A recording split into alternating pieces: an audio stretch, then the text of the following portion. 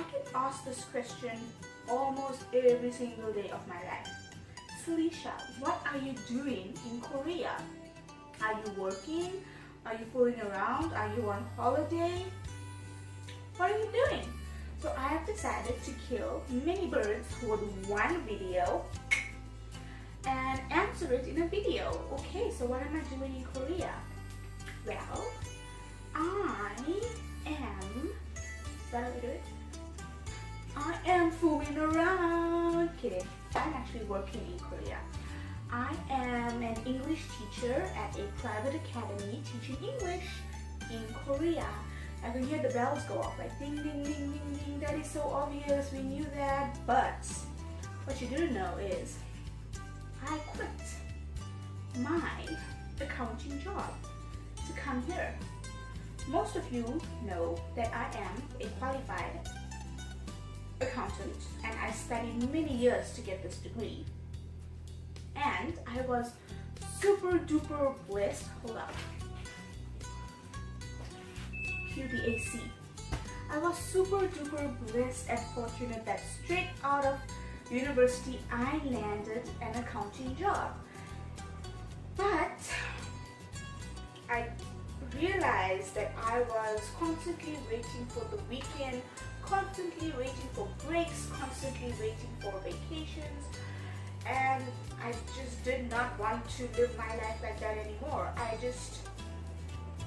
I went into the future and I saw myself 30, 40 years into the future, and I did not want to be the type of person who just looked for the weekend, because the weekend, that's just it. It's the weekend. What about Monday, Tuesday, Wednesday, Thursday, Friday? Those days, that's where you spend the most of your life.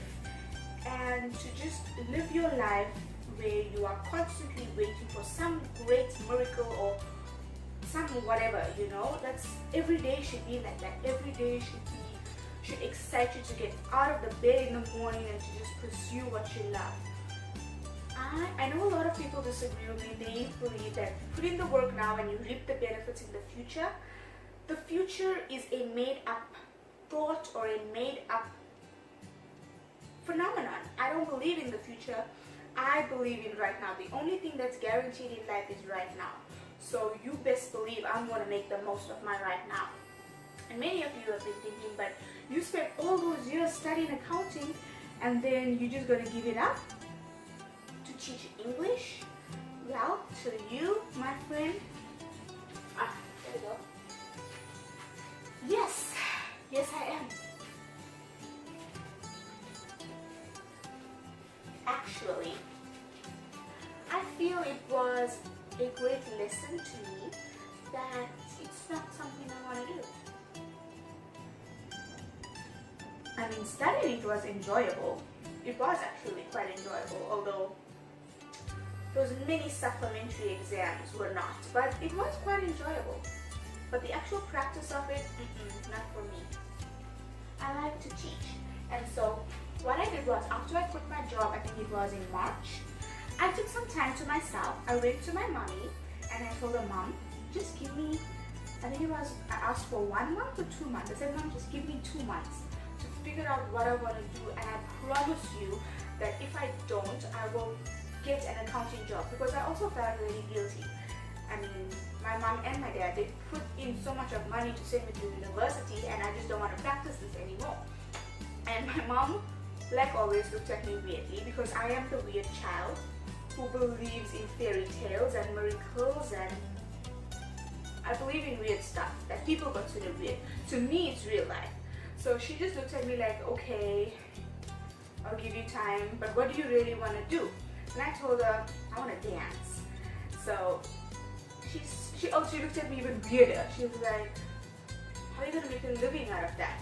So I said, no, you didn't ask me what I want to do for a living. You just asked me what I want to do. I want to dance. Like, okay, so one of my hobbies, as you know, is dancing, and the other one is actually teaching. When I was in university, I used to tutor accounting students and mathematics students in high school.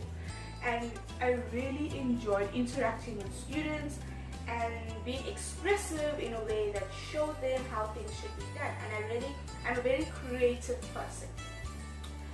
And also during my final years of university, I took up tutoring online to Asian students, which was quite fun, but I was also losing my enthusiasm for it because I wasn't so much interacting physically with the students. It was always over a computer, and although it was good money, I always need something to thrill me and excite me and, you know, to just get me out of the bed in the morning. So then I just took some time, spent some time with myself, and then I realized my two greatest passions in life is obviously dancing and teaching. So, and of course the law of attraction. Everybody knows the law of attraction, but is it a hobby, or it's more like a way of my life? It's how I live my life. It's kind of my religion. So like dancing and teaching. So then I started to research teaching positions, and obviously teaching abroad came up, and then I was very scared because I've never been out of the country ever in my life. I've never been away from my parents, ever. So this was new territory that I was going into, and the fact that it's something I haven't even studied, teaching. So what am I going to do? And then I just decided to go for it. It felt right. I base my decisions on the feeling of things. If it feels right, I go for it. If it doesn't, then goodbye. So it felt right at the time, and there were 3 positions that I applied for. It was a position in China, a position in Japan, and Korea. So it was no specific reason that I chose Korea, but as interviews progressed, Korea was the perfect decision for me. So China, I felt that for the first time, me going alone, I felt that the country was way too big, and the language is a lot more difficult to learn. Japan as well, the cost of living is quite higher compared to some of the other Asian countries, and yeah, like natural disasters and stuff, I was a bit scared for that. So Korea was an option because the language is super easy to learn. I mean, the letters are very easy to understand, and the easiest thing you can do in Korea when you come is to learn how to read Korean first. So that was one of the reasons. The other reasons was, I've known a lot of people told me that it's a long shot to get into Korea. A lot of people get accepted into China because of the demand.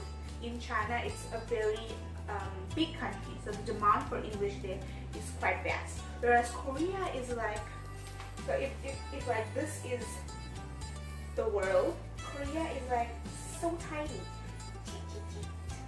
Tiny. Korea is super tiny. It's a super tiny country. For example, in South Africa, we could fly to another city for 2 hours or 1.5 hours, whereas in Korea we could drive to another city that is only 1.5 hours. So it's a super tiny city, a super tiny country, and the demand is not so great compared to other Asian countries. And so when I did the interview and I got the job, I was like, yes, this is definitely it. Also another sign from the universe that I should be going with it. Nobody gets their first interview done, or nobody gets their first yes with the first interview. So that's why I decided on Korea, and I think it's the perfect decision. I am so happy. It's been about 3 weeks that I'm here now, just over 3 weeks, and although I really do miss my parents and my friends and all my loved ones back home, I feel I'm fighting for myself now. It's a perfect way to grow and to discover myself fully and what I love to do, because it's not like I'm just abandoning everyone. I feel to really make the most of your relationships is to always first and foremost make the most of yourself. It's what you have to offer. Don't always look what the other person has to offer to you, but what do you have to offer to the relationship? It could be any relationship. Your romantic relationship, your relationship with your mother, your best friend. So it's so important to spend time with yourself, even if you cannot live on your own. Oh yeah, that was also one of the reasons why I decided to come, because I've always wanted to live on my own before I get married and before I have children, because I mean, it's like self-sacrifice when you get married. No, I'm joking, but yeah, it's like you can't just think of yourself. It's the perfect age for me and the perfect time where I can be completely and totally selfish with my time and what I like to do. So yeah, that's one of the reasons why I came, and I love teaching. I don't even feel like it's a job. I do. So I hope I answered your questions. You may think I'm loony. Well, join the club. If you have any more questions about my journey, maybe you'd like me to do an apartment tour, you want me to vlog more of my experience in Korea, maybe you're interested to come into Korea, or maybe to teach English in another Asian country, maybe you'd like some information, how I'm handling things, anything at all.